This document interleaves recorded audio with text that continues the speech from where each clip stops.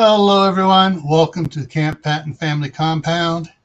It is time for the Monday night Fireside chat. And tonight's topic is coping with weeds.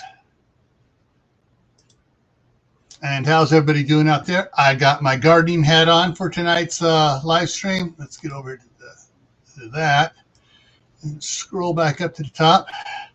I'm going to have to catch up with the chat because I was having to go fill up my water. All righty, let me get this other light turned on, so get rid of the little green screen stuff going on.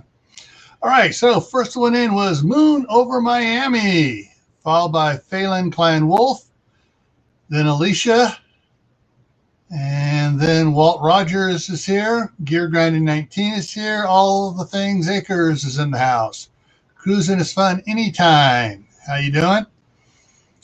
Troop 1351 is here. Mary Beth Smith is here. CB at Hugo Homestead is here. And let's see. See here. I know I seem to be catching everybody. Juju B's here. That's one I missed earlier. And Suzanne Goulet is here. And I think I've caught up there. All right. Yeah, I was getting a little frustrated trying to get things to start up because I forgot what time it was. And I was there sitting here just editing videos for my other channel, Gray Man Prepping, getting a bunch of the Your Prep for Today videos uploaded and stuff, and looked at the clock. Holy crap, I got to jump back in and try to get everything squared away.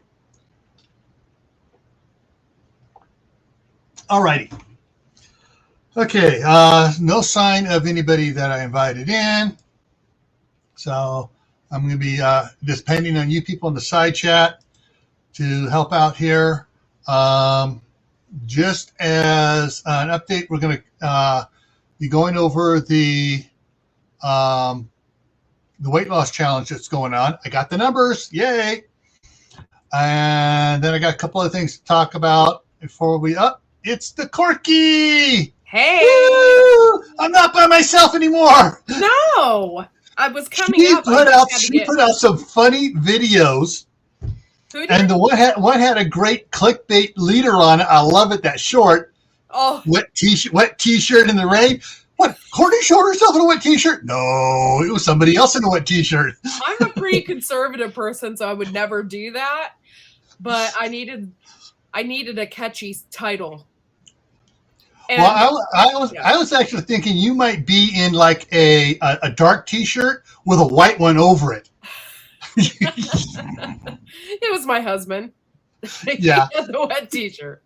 But yeah, so funny. Okay. We can't get everything here counted. Oh, for those of you that aren't following Suspicious Observers, but you are suffering from migraines and other things that you're not quite sure where they're coming from, Ben was saying that later this week on Thursday or Friday, we will possibly be getting some magnetic and geo windstorm from a C-class flare. That's a small one that went off. However, SOHO is showing it disappearing just before it gets to the earth. So it may have been just one went out there and it's dissipating that much, and it's just going to kind of go away. Yeah. Cross your fingers for those who get the migraines and headaches from it. All righty. Let's get into this. Coping with weeds. Now, before I go much further, some people are going to go, dandelions aren't weeds. Depends who you talk to. It also depends what mood my wife is in, whether they are weeds or food, and where they're growing. If they're in a garden area where we take care of them and stuff, it's fine. Out in the lawn where the grandkids are trying to play and the bees are all buzzing around the dandelion blossoms, she doesn't like them there. She likes them where the kids aren't going to get stung. So, anywho, Yeah. Sorry, guys. I came in late, so I didn't get a chance to say hello. Hello, everybody. That's fine. Oh, my glasses. There's gear. Grasses, weeds, dandelions are food. Medicine, and wine. All right, I got to do it. I got to do it since Jay's not in here yet. Hey, gear. You mean grass is a weed, man?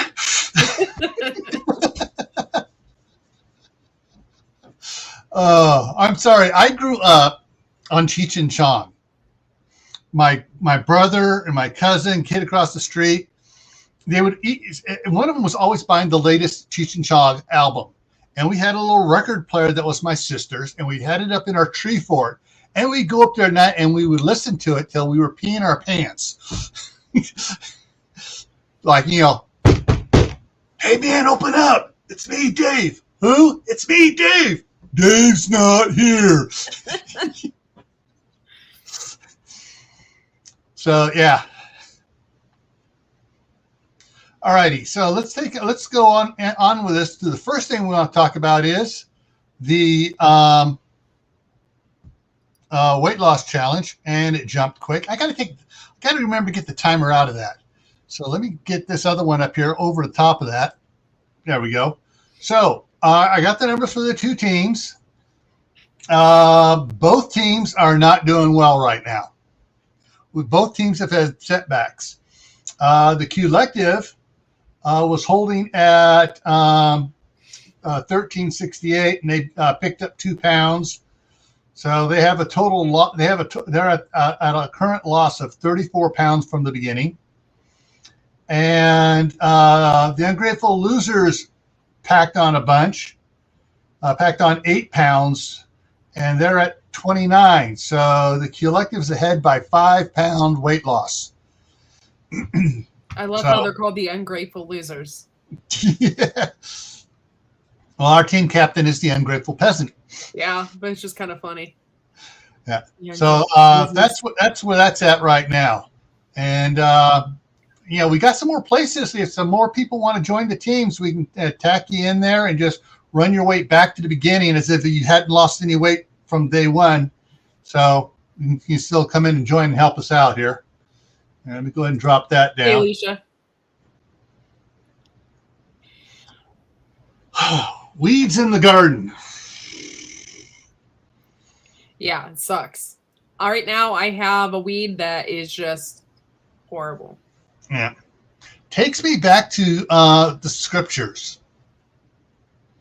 When God kicked Adam and Eve out of the garden, and he says, dust and thistles and by the sweat of your brow and all that other fun stuff, so to get your food, food ain't just going to grow and pop up for you anymore. You got to earn it. And so, but yeah, there are all sorts of different types of weeds, and that looks like she's pulling oxalis there. But yeah, there's all sorts of different ones. And up in the upper left, there's a different type of oxalis that looks more like sour grass, which I love. I love having sour grass. I don't consider it a weed because it doesn't spread. It grows in little clumps, and you got to cultivate it to keep it. But I like chewing on it. You got all sorts of other plants and stuff around. People go, oh, it ruins my lawn. Other ones go, oh, you can eat the entire thing. Hey, Tibor. Hey, Q. How's it going? And so there are, depending on how you want to garden, some of these things are things you can cultivate. Others are ones you don't want to. Like I said, it depends on how you want to. I'm trying to remember where it was. People were talking about stinging nettles again. Was that last night? Yes. Actually, it was always that said that stinging nettle pesto was really good. But yeah, I don't know. I don't know if I can. And someone else was talking about stinging nettle tea on a different day. So I've seen a lot of stuff about stinging nettles. Mm-hmm. Problem is, I'm a wimp. I am too. And my wife gets enough. She says she gets stuck enough by dealing with her roses. She doesn't need to get stuck anymore. And so stinging nettles isn't on one of ours, but there are some people do it. Let's see what else I got here. There are identification guides out there where you can figure out exactly what it is. And folks, there's apps you can get on your phone. You can use that little camera there and take a picture and find out exactly what type of plant it is. You can also find out what sort of bugs and pests you got too. And there's some places, I don't care what it is, you don't want it even on anything growing in certain places. Mm-hmm.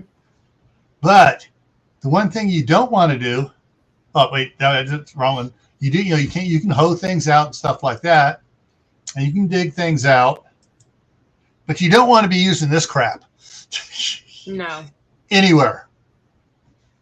I don't want that anywhere near my property. Like, I don't want it in my water. Like, it just... Yeah. It concerns me to have that sprayed. Yeah. All right. Hey, Rachel, and Juju says Hudson Valley Seed Company will sell you seeds for stinging nettle. All right. Well, if you want stinging nettle seeds, there's where you can go for it. Hey, Rachel, how's it going? But yeah. There's other things you can spray on weeds that are natural, like vinegar. Vinegar for killing in the cracks and stuff kills weeds fairly well. You may have to. It may take several applications to do it, but it works. And that's the end of the pictures I had. Just had a little intro. Was it vinegar and I'm trying to think. Vinegar and salt or something mixed All right, together. there are several different recipes for killing stuff. One of them, the most popular one, is vinegar and Epsom salt. And I've had very, very poor results with that. Now, vinegar and table salt, I've had pretty good results with. Yeah. And so, yeah, there are certain things that work good on them. It depends on your age and how much energy you have. And you're willing to get out there and pull, dig, chop, scrape, whatever to get rid of it. Now, interesting thing about salt is, salt is a double-edged sword for gardens. Little bit can be a mineral that plants can use a little bit of. Yeah. You get too much salt on there and it kills everything except for the asparagus. Yeah. So if you have a planter bed that you want to grow asparagus in, like, I just forgot his channel's name. He has two channels. One is the Old Guy with Land, and the other one is I can't think of his name right now. And he lives in Ohio. Yeah, and he has the cat, and he has his other character he does, where he has the goofy hat on and stuff. Is it Schitt's Creek or Shit?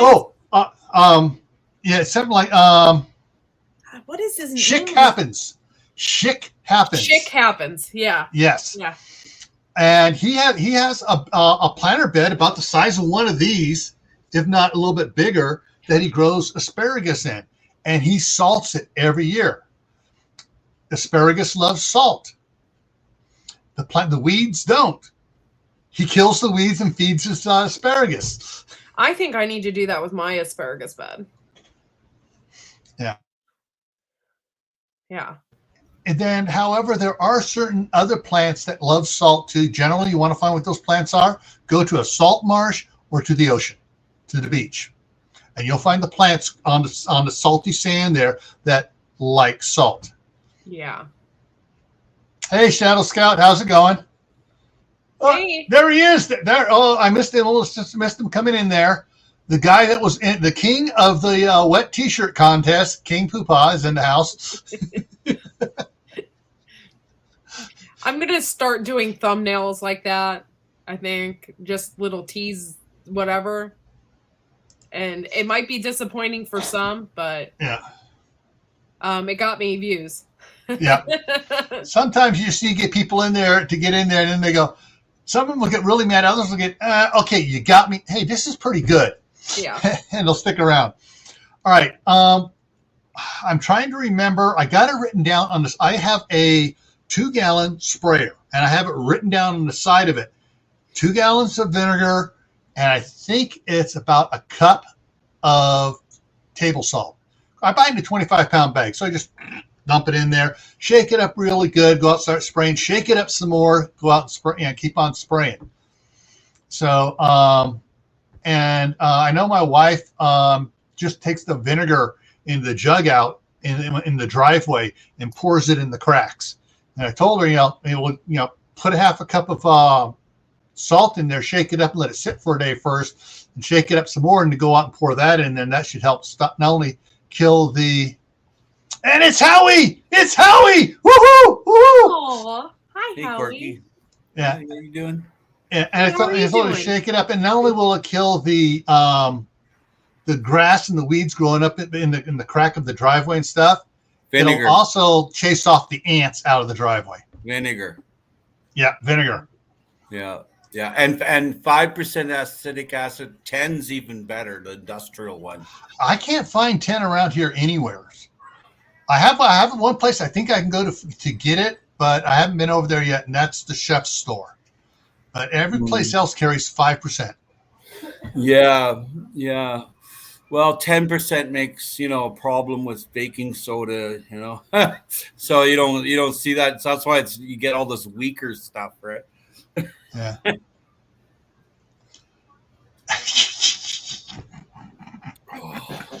Courtney, I've got to put that up. Wait a minute. I thought Uncle Al was the one wearing the tactical Speedo. I don't know. I definitely don't want videos of Uncle Al on my channel wearing a tactical Speedo. No, I can tell you me that. neither. I'll pass. Yeah. Even though I love Uncle Al. I don't want a vision of me wearing a tactical Speedo. I don't want to look in the mirror and go, ah. It shows everybody's junk. Why are you wearing that stuff, man? Ugh. I mean, that's like wearing a banana hammock. Yeah.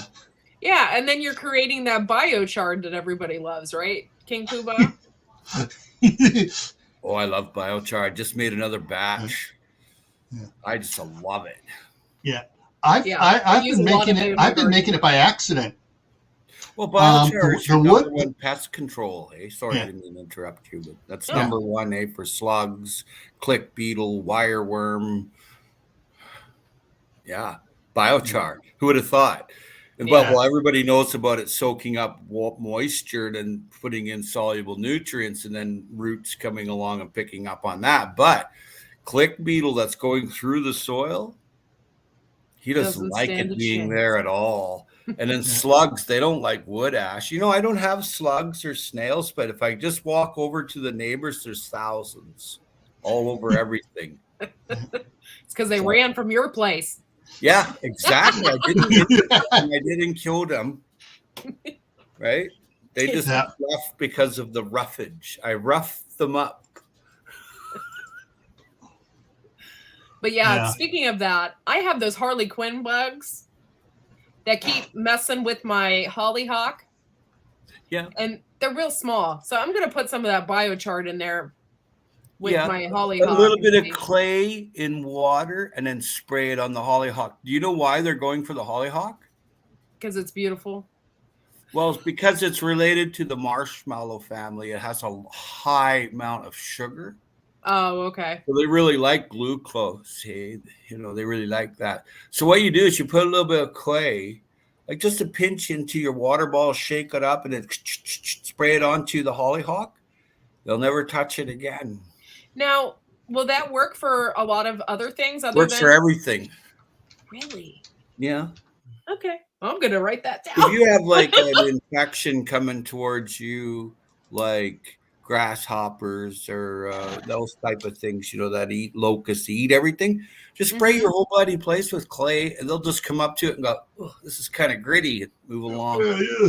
Yeah, I've used. I don't have bug problems. It's kind of weird. Like I grow lettuce, spinach, everything, greens, and it gets a little nibbled here and there, but there's nothing by itself, and that's where it's weak. If you do polyculture, you plant a few things together that belong together, you won't have any problems. My biggest problem is bindweed and morning glory. The morning glory is what I'm having issues with.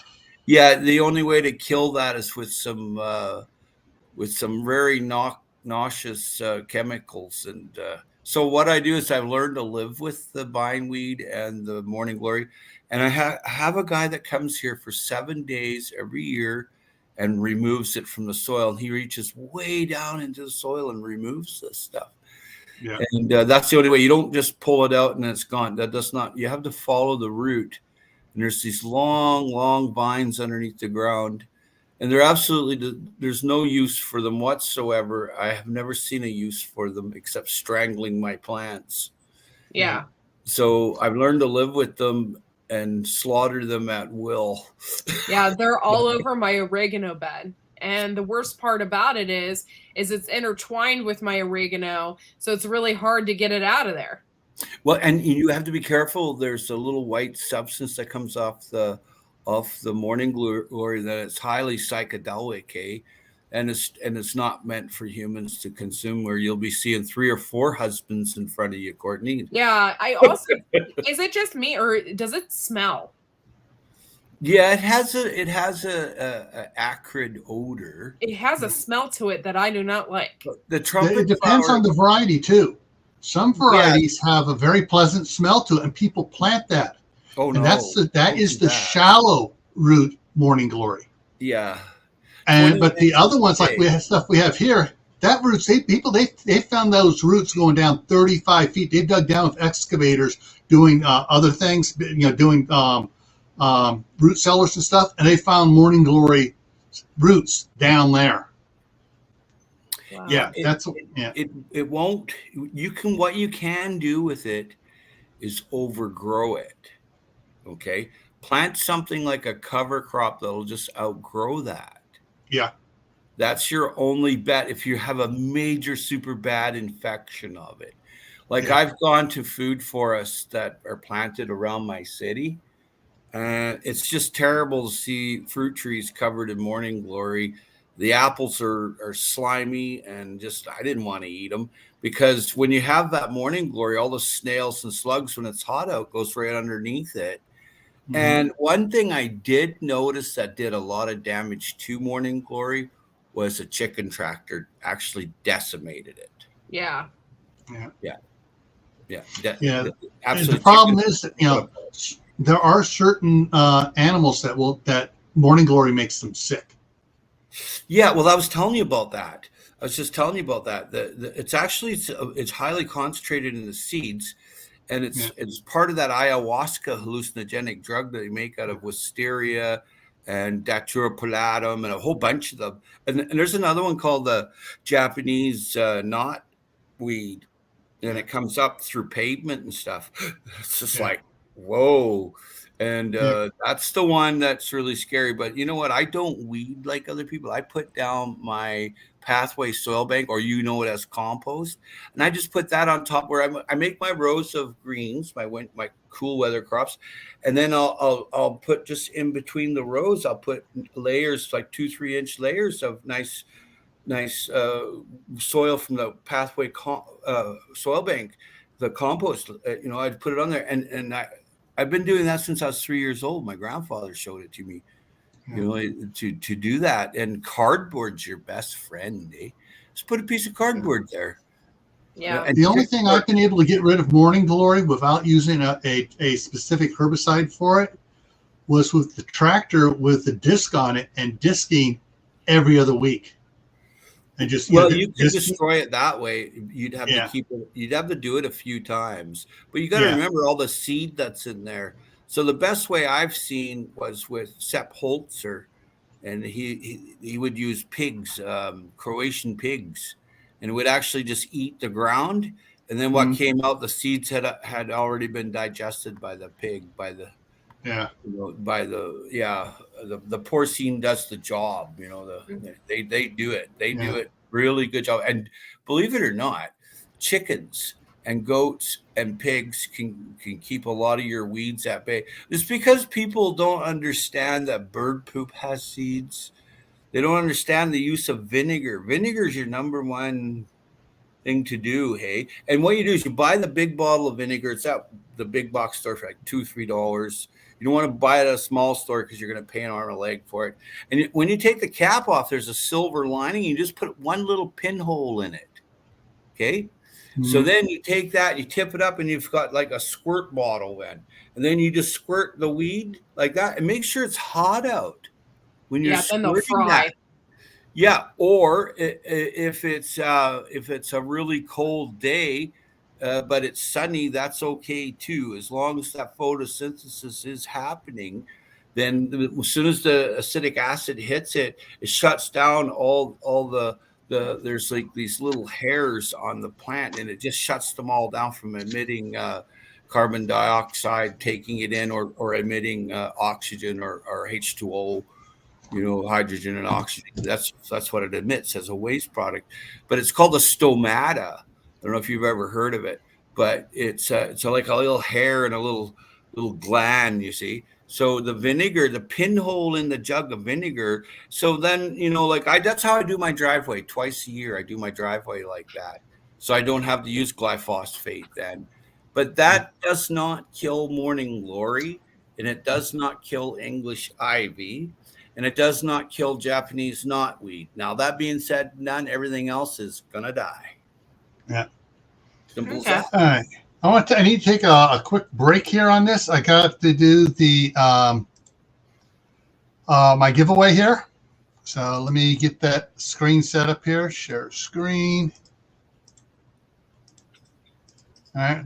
And there we go. By the way, thank you. All the Things Acres for that $5 super sticker. All right, so I just updated the wheel. We've lost another person who had a freebie gifted membership, and we're down to 28 channel members here. So the odds are looking better for you guys, but so we're going to go ahead and spin for a couple $5 Amazon gift cards. And let me shuffle here. And there we go.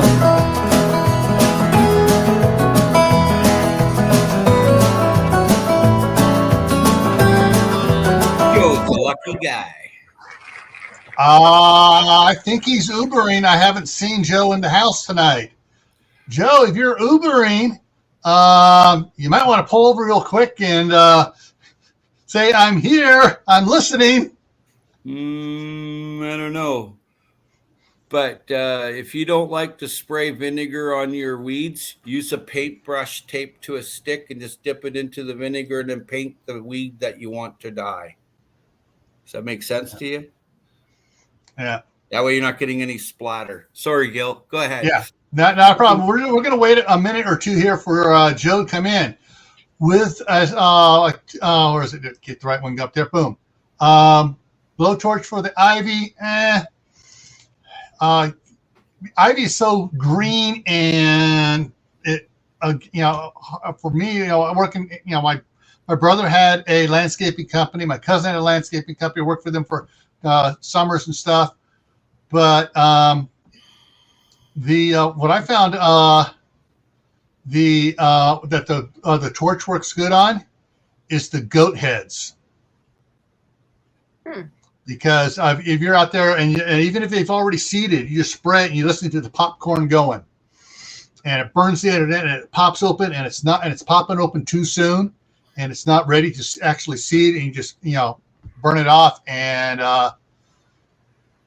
just take care of it. A friend of mine has a 2 or 3 flamethrower torch on a couple of pair of wheels with a tank, and he goes between the rows and it burns all his weeds and doesn't touch his plants. See, That's another thing. I actually have a video on that on my YouTube channel, him doing that. Well, Joe's still not in the site. I just checked. He's not even lurking. So it's been a couple minutes. Oh, wait, there he is. He just jumped in at the last second. So let me put it down here. Joe, at the last second, got the $5 Amazon gift card. All right, so let's shuffle again, and we're going to give away the second one here. If you're going to need music, hey, yeah.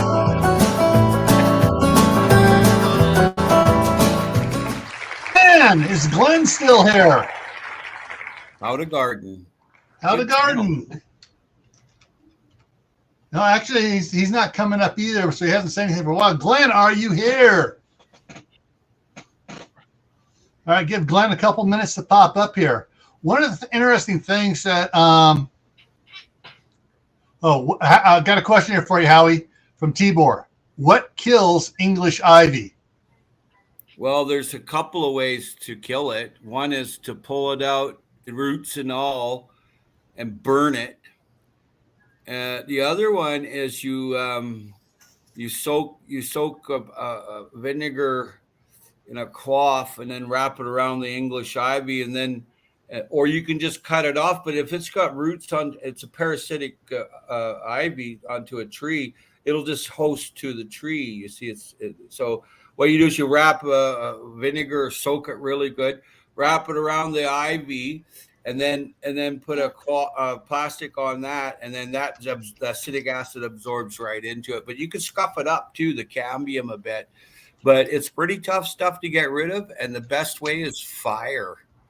Burn it, dig it out, and burn it. It's the worst thing I've ever seen. And then there's another one called Daphne. Have you ever heard of Daphne?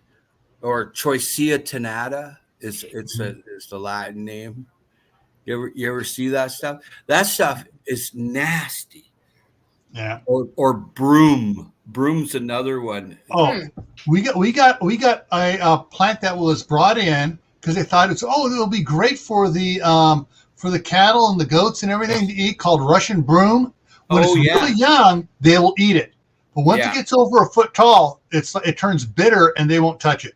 We have whole society here dedicated to broom eradication on the peninsula and in our parks. They have this special tool, and it's a shaft that goes into the ground, and then there's another binding shaft here that grabs hold of it, and then there's another lever bar like a fulcrum that comes off it, and then once you've got a hold of it, you can use that fulcrum to pop it out of the ground, and they use them a lot for dandelions. But all right, I'm going to do a spin. Glenn's not here, so I'm going to spin it. And we're going to see if we can get winning that $5 Amazon gift card.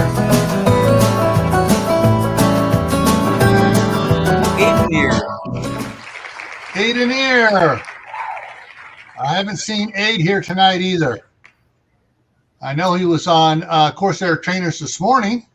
I'm going to run and grab the special tool I do use in my rows for my weeding. It's just I have all the tools in the forest. I'll be 2 seconds. Yeah, and I don't see Aid's name coming up in the thing, so I'll give him a little bit here. Give him a minute or so to pop in case he is just lurking and having to make a mad dash from the restroom in to type in I'm here. My brother and I pulled out so much friggin' ivy in California, and we would get a dumpster there, and the crew would go in there, make sure the crew was wearing long sleeve shirts and stuff, and everybody was watching each other as they walked back and forth for black widows on their clothing. Yeah, because the one time they were in there without the sleeve protectors and stuff. And they all were sick the next day. They all thought they caught the flu. And then I showed up out there with my dad, and my dad's absolutely 100% immune to black widow spiders. And we're showing up, and we're digging through and go, oh, we got a bunch of black widows in here. And so most of the guys stood back. My dad and I finished cleaning it out. And my brother went to the store, got a propane tank and a weed burner, and just started coming in there and just French frying them black widows. And then, of course, we warned the people whose property it was, hey, guys, we killed a lot of these black widows. There's a bunch more in that dumpster. Dumpster's being picked up on Monday morning. But you may not want to put any shoes outside. Yeah, really. I live in Ohio, and I check in the inside of my shoes and everything. Yeah.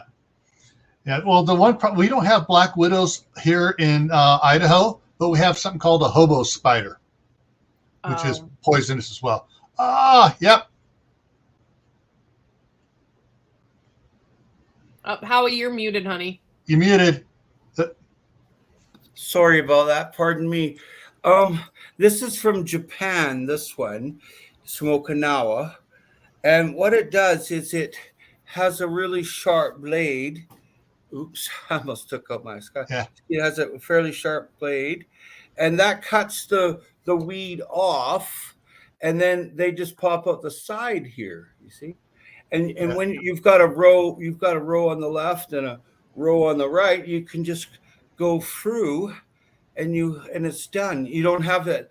It's not blocked up here where it builds up and goes onto the row of green cool weather crop you're growing. This one is about 150 years old. Yeah. And then I've one more. Okay. Sorry. This one's a very interesting one. This one's from Japan as well. And if you can see that the tines are all not they're offset. Yeah, so that if they were straight across, it would be very difficult. You would be putting all the force there on one, you see. This way it's offsetting it wouldn't be so hard on the person to go through. And you see these areas here, you see? Yeah. That if you had like rice or something like that, you could go through and the rice would still be there, or celery, that kind of thing. But these two here are my main tools that I use all the time. Yeah. All right, let me try giving away another $5 Amazon gift card.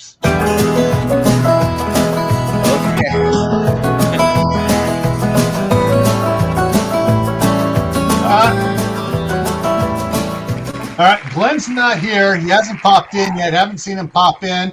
So we're just going to go ahead and spin it again.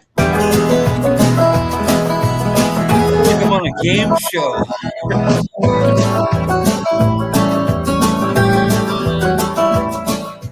CB! Yeah, and there's CB in the chat there. So she's still here. So I got Joe's email. I think I have CB's. I'm not sure. Just in case, CB, send me an email, camppattonfamilycompound@gmail.com. It's in the bottom of the description as well. So, send me an email, and then I will get that $5 Amazon gift card out to you. All right. Now, there is something I want to show you guys here. This is something I love. It works really cool. I get the images to pop up here, and it's going, do we want to do it? Do we want to do it? It's there. It's there's different types of them here. It's similar to that one you were showing there, except, let me see. There we go. Get this one here. It's also called the stirrup hoe. It's sharp on both sides.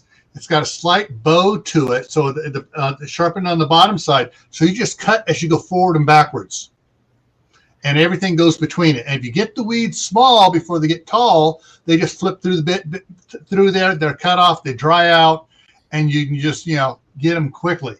It's the best. It's the best. So you can separate the weeds. You want your greens, your cool weather crops to grow and flourish, and just leave them right on the ground where they are. You don't have to collect them up. They'll just add nutrients to the minerals to the ground. They'll just go back in for you. And this is what this is showing here is kind of a deep cut. I just like to go maybe a 1/16 of an inch, just enough to break up the topsoil and shave it off, and you get the loose dirt coming down on top of it, and it just kind of works really good. Now, if you want to do it industrial wise, Haas has different types of these weed ones here, and there it is with going through. Here's the back view of it. See how wide that is, and it's just going through, taking things out. They also have shallow till. That's called shallow till. Yeah, and then they do have the tines here, and then this one here, they also have it attached where you have two wheels. You have the hoop here, so you on either side of your crop, you're using the stirrup hose to go through, and that way you just walk down the row, come back, and you've your close in weeding is done. Yeah. Unfortunately, that's a bit expensive, and my grandmother had one, and we didn't know what it was for, and because we moved away in '66, we moved back in '75. She had it in her shed. By then, she wasn't using it anymore. We didn't know what it was. Nobody knew what it was at the time, and someone got rid of it. And then when I found out what it was for, it's like, oh crap! Let me go get that. Go open the shed, and it's gone. It's like, bang. Yeah, they're kind of expensive too, aren't they? And they're not cheap, but like the ones from Haas here, you'll use them. Fred will wind up using it, and Fred's kids will use it. Yeah. If you're going commercial and you're going to grow a lot to sell, you should have this equipment that Gil was showing you. Yeah. Or if you're a serious home grower, that these things make your life easy. Yeah. Let me. I'm going to save this one real quick here, so I can make it big. Yeah. This one is similar, only instead of having a stirrup on it, has two tines on each side. Yeah. So this is your cultivator. Now Glenn shows up. See, it's onions. See, they're going through a row of onions. It's not for everything, this. Yeah. Yeah, there are a lot of and Brenda Duncan 1900 Homestead's in here too. Doris Artman came in. So yeah, there are some really cool tools out there that are based. They look like they're new ones, but they're based on stuff from 50 years, 70 years, 80 years ago. Yeah. Well, my one hoe there's 150 years old. Yeah. That's been around a long time. Yeah. Yeah, I remember my dad getting my brother and I out there with the files, not the rasp, but a coarse file, and we'd work on the hose, and then we'd go down to a finer one, and then we go to the real fine one for a little bit for the touch up to get that final razor edge sharp on the hose. And he goes, "Don't dig with the hose, you chop with the ground, and you just slice the like almost using it like a sickle. And you just slice the weeds off." Yeah, I definitely need something to kill that morning glory because it's driving me crazy. You won't. You can't kill it. Now, that being said and done, you can freeze to death morning glory. If you had sustained 20 below for 14 days, it will die. Oh. But depending on the roots, how long it's going to take for it to grow back up. And the thing is, if you can keep chopping it off, like when I go through the disc and stuff, and take it, break it down a foot or so, and every couple of weeks, it doesn't have a chance to come back up to re-energize the roots. It needs photosynthesis to recharge those roots, and if it doesn't get it, the roots will finally die and rot away. Basically, you can pick it to death. Yeah, but you got to live with it. That's what I have to do. That's where the hula hoe works good at. If you go through there and you can just scrape it off about an inch below every couple days. Yeah, it'll try to do sprouts and bunches and stuff. You keep taking it off, and you pick up those bunches and you throw those away, it will dry out and it will slowly limit itself. A lot of farmers use glyphosate on it. 99% of farmers do. They'd use Roundup on it. That's the only thing that kills it for them. And it's interesting how they do it. They have a cup on their sprayer, and they put the cup onto the area around their blueberry bush. They just do around the blueberry bush. They don't do their whole field because it would cost too much money. Yeah. And they just do enough so the blueberry bush don't have it growing into it. Yeah. They learn to live with it. Yeah. Yeah. It's a crappy one to have. Yeah, it's annoying. It's like it's on the grounds next to my raised beds, but it's also now in my raised bed. Burn them. Yeah. It will grow sideways for 60 feet. It'll go underneath a driveway and pop up on the other side. Well, yeah, they'll grow inside your house. Mm-hmm. Yeah. And that's another thing, the mortgage corporation, if they see that that's happening, then that brings rot to the house. They won't give you a mortgage, eh? Yeah. What was that? Nope, no mortgage for you. Yeah. Same with English ivy. If it's attached to your house, you can't. You go to the bank and the land assessor goes out and looks at it, see if it's good enough for the bank to lend you the money, right? Yeah. Nope, it's got ivy attached to the house. Nope, sorry. Yeah. Yeah. Okay. Wow. Now there is something I have found does work for it, and I will use it on the perimeter of the lawn to keep it from coming into the lawn, because the lawn kind of chokes it out. Mm-hmm. It'll choke it out, but on the perimeter, it starts encroaching on the perimeter a little bit. So I use it on the perimeter, and I mean, it's, I don't have the time or the strength to go out there and dig it all out. Burn it. Yeah. And that is this stuff here. This is the fertile loam weed-free zone. And it does broadleaf weeds like morning glory, clover, ground ivy, spurge, and I'm trying to see what other, the main ingredients on it is this 2,4-D, 2 ether hexaic ester, and then McCormick P acid and dicambra acid. Those are the main ingredients. I wouldn't use it. Yeah, I'm saying, like I said, I only use it on the things. And why you need the weeds at your house? Yeah. I only use it on the perimeter against the irrigation ditch that the Indian reservation doesn't come out and clean their right of way at all ever, and that's where all the weeds are coming from them.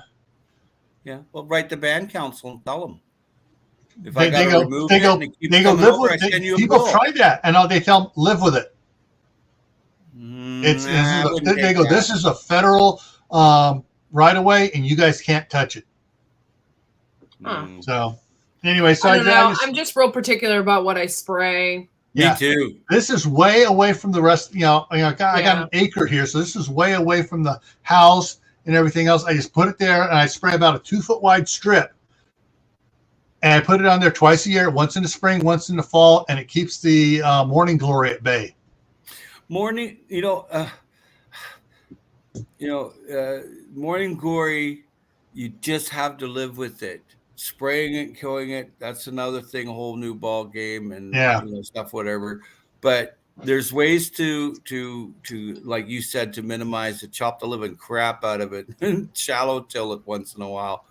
But I found that just a really hot burning fire there, there's no morning glory will grow in through that wood ash. It just doesn't like that wood ash. Oh, okay. Really? No, it doesn't like it at all. Okay, well, that's going to be, I got to clean out my stove. Wood ash wears a hole. Wood ash will wear a hole in a bug. But, I mean, you burn wherever that is, of Courtney. Whatever is there is going to die. Seeds, everything. Oh, You okay. know, maybe a pine seed might make it, like you burning it, but other than that, the rest are just good to go to kill. I find that fire and vinegar is my best friend, and cardboard. And another thing, if I'm a small scale grower, like just a city lot, just adding a rich black compost on top of the weeds when they're 2 or 3 inches tall, and here's your row of veggies, just bring it right up, and then add the soil on the side so the blade is right here, so it just falls off onto the weeds, and you go along. And I'll do a video on it this week and show that. And I put that all in between my garlic. The old Alabama gardener, he was really good at that. And then there's another guy, Charles Dowding, both named Charles, are miracle workers when it comes to getting rid of weeds and growing food and sustainable growing food. What you want is, you don't want to, you know how you look at nature and the forest is all growing there, and look at that, how beautiful and lush it is. That's what you want at your food forest and garden. Yeah. What you want. I'm working on my food forest. I'm working on it. I've worked on a lot of them since I was a kid, but I didn't even know it was called a food forest. I didn't know. Yeah. You want to do as least amount of work as possible. And that's one thing why Gil uses that toxic chemical there on them bindweeds and stuff, is because it's a lot less work and it's a way for his food, and he feels safe and comfortable with it. I feel semi-safe, semi-comfortable. Well, you're still doing it, so you must like it somewhat. No, I don't like it. I tolerate it. Like the less work, though. Yeah, I like the less work. I tolerate the fact that it stops it. I charge $20 an hour to be a psychiatrist, man. Yeah, the warnings on that stuff is nothing like the warnings on Roundup. No. Glyphosate stays into you. See, most microbes will break down and make most toxins inert. Okay. But it takes time. Like radiation takes 1 million years, right? Like, let's think about what enzymes do. Complex molecule building. Enzymes in nature break down the rocks. That's why the rocks fall apart. You see, over 600-700 million years, and then you have sand, and you have dust, and then you have clay. That's what happens.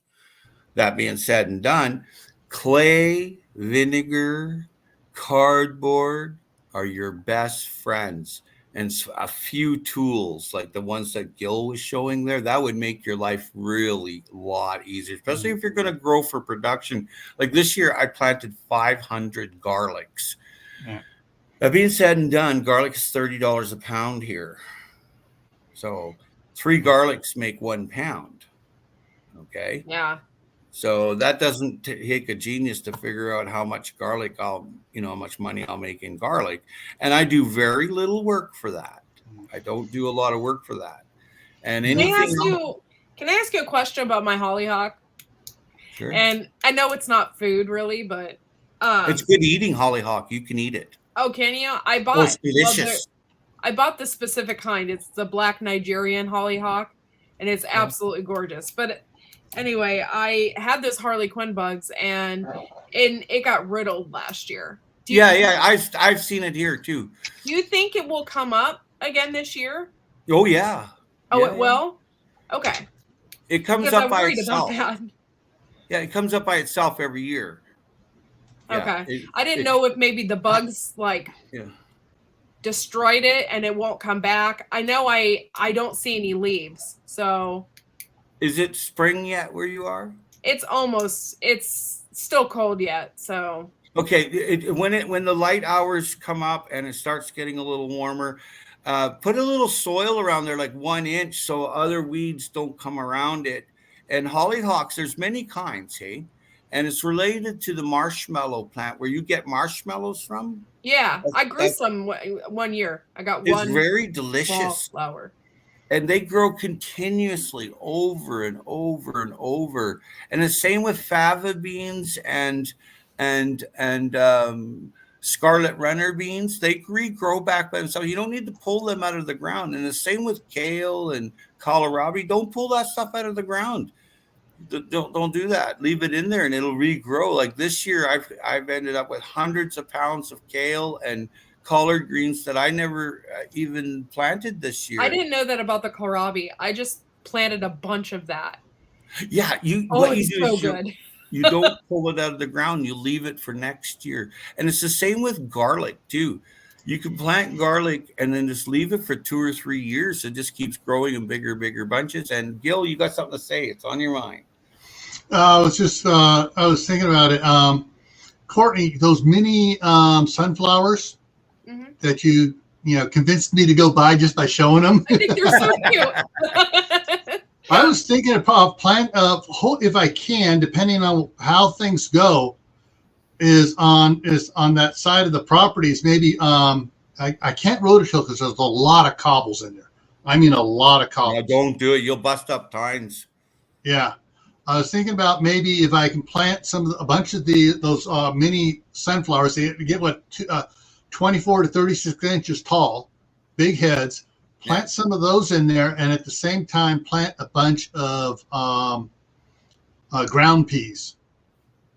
Oh, okay. And maybe that would the ground peas might choke out the morning glory, hopefully. Enough so that it doesn't come back, doesn't come in. Clover will choke it out. And clover puts nitrogen in. Yeah. Morning glory is not a nitrogen. It looks for water, actually. Morning glory. Yeah. That's why it's sending food out.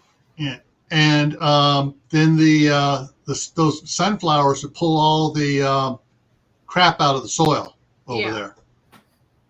Oh yeah, I have so many all different kinds of colors this year. And those little teeny dwarf ones, I can't wait to get those planted. They look so cute. No, this is I plant them on the ends of my beds. Last year I had hummingbirds coming to them. It was so cool. Have you ever read a book called Sleeping with Sunflowers? You must get it. It's the coolest book ever. And there's going to be some things in there that would sound kind of magical, but it really works. And if you need to know the truth about something, you put a sunflower beside your pillow, you wake up in the morning and you'll know what really transpired. It's the freakiest thing, man. It's really freaky. And it talks about other plants in there too, but mostly sunflowers. Yeah, sunflower is a big symbolism for spiritualism as well. Yeah, and daffodils will bring you gold. Sunflowers will bring you truth. I love that. Yeah. Daffodils will. You plant daffodils at your house and the money will flow. Howie, is this the book? Sleeping with a Sunflower? Yeah, that's it. I have 3 copies. Sleeping with a Sunflower on Amazon. Paperback or hardback was almost $13. It's well worth it. Well, I have $5 from Gil, so maybe I'll order it.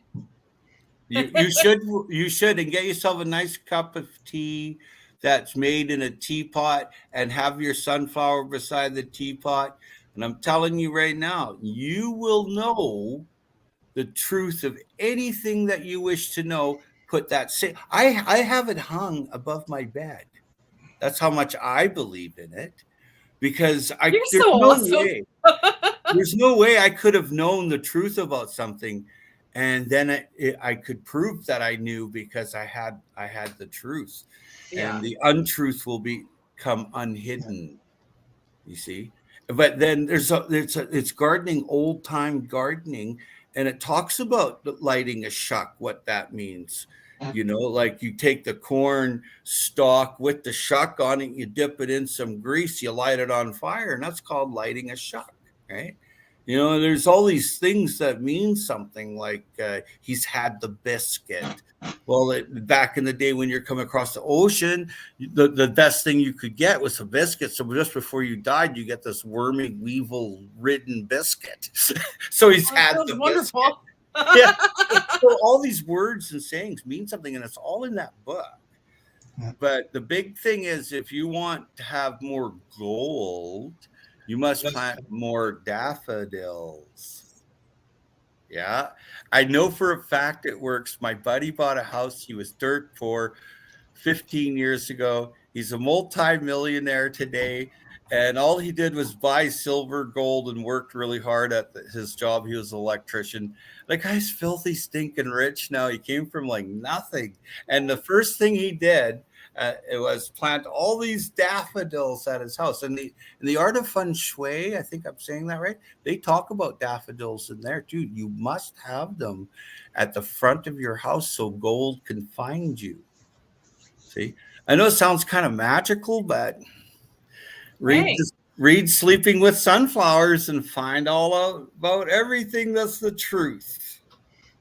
That is so funny that you said that, because my grandmother, this was my grandmother and grandfather's place, and my grandmother had planted a bunch of daffodils at the end of the property down by the road.